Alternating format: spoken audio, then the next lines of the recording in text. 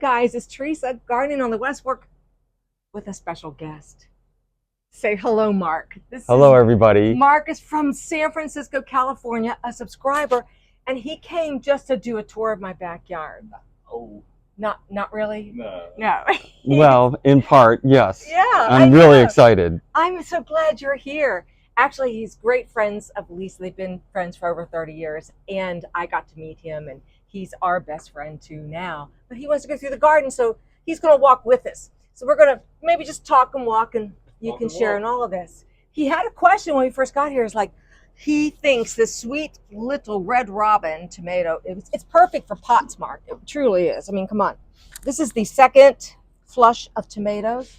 It never gets any bigger than that. So that'd be good for my patio back home, right? Perfect for your patio. It doesn't require anything. I don't do anything to it except water. Do you think it would handle the San Francisco foggy, cold, sometimes hot weather? I don't know. There you go. I mean, do you think I'm a gardener? I would try it. Okay. If you can find it out there, try it. It just needs sun, at least 6 hours of sun. There's something else I want to show you, and I've already had one, is my fig tree is producing and ripening figs. Look at this. It's perfect. It's perfect to eat. I know, Mark. Little goat cheese with it would be great. I know. Yeah, yeah. Do you want it? You can have it. I will take it. Take it. Good. Mark's going to have the fig. And this is one of my goals, is to have a fig tree in my backyard, or it's in a pot. It's going to be larger than that. Yeah, you could plant yours and leave it outside because you're in a zone. What do we say, 9 or 10? Yeah. Yeah. So we're in a zone 6B, and he can. Well, I've seen them. They just grow to nice big trees out in San Francisco. When we were in San Francisco, we looked out our window. There were just these. Isn't it delicious? Nothing like fresh, warm fruit. And I was showing Mark that this Black Tower elderberry is coming out of the neglect that I had by not watering it when I was watering everything else.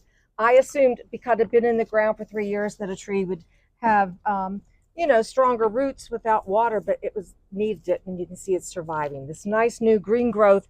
Every day I just try and knock the dead leaves off. It'll come back. It's pretty. Bright spot always are your rain lilies. Just water them, they come back. All I do with this, Mark, is I cut these off in September, October, once it hits 50 degrees, put them in the basement, and I don't do anything. Okay. Bring them back out. I can divide them with you, though. More cherry tomatoes and basil. Yeah, the cherry tomatoes are they're on their way out. They've produced all they can produce, but I'm going to let them at least redden up.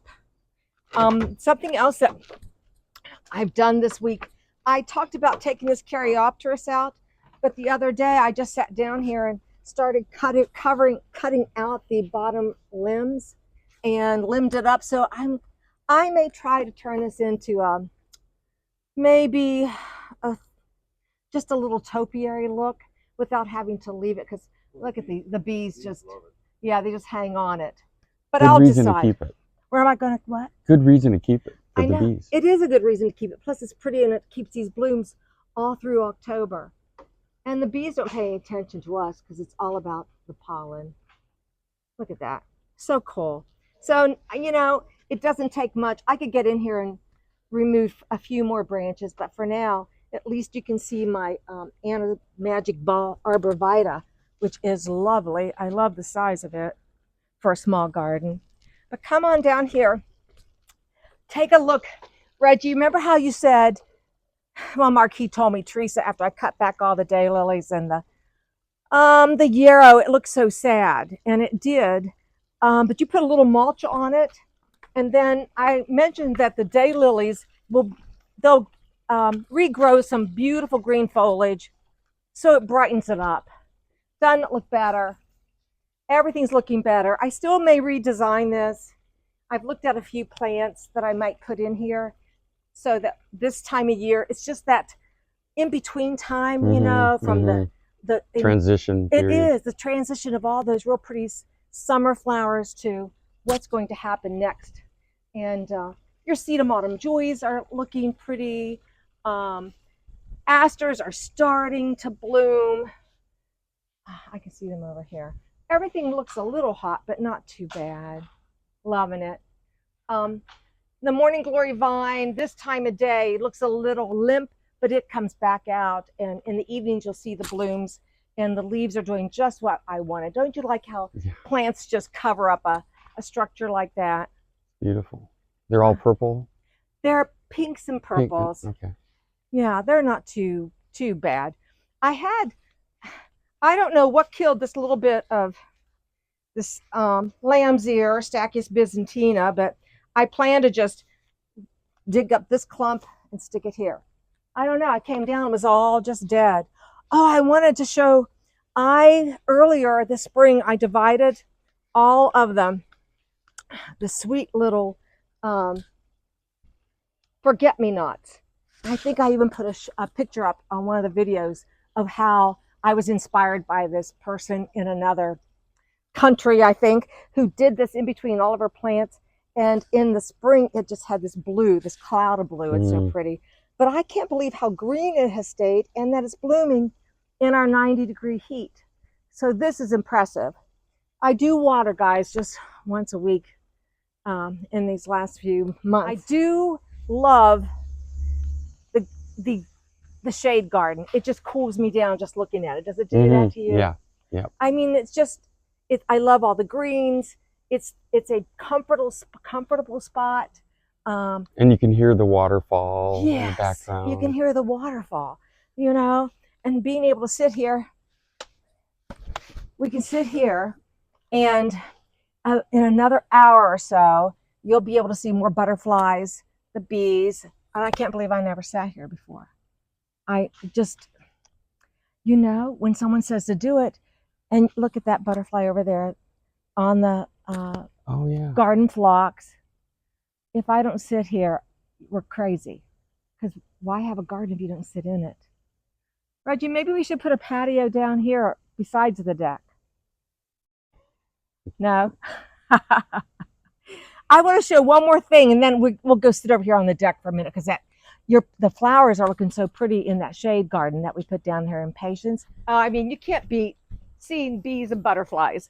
But Reggie and I planted these in Patience because I cut all the ferns out just about a week ago, and they're getting lots of blooms. So I'm hoping these will go till we finally get a frost, which probably will be later than what we think because of the fact that the weather's staying so nice. But you wanted to see some color down here from the deck. That's what matters to me. Are those annuals? Yeah, they are.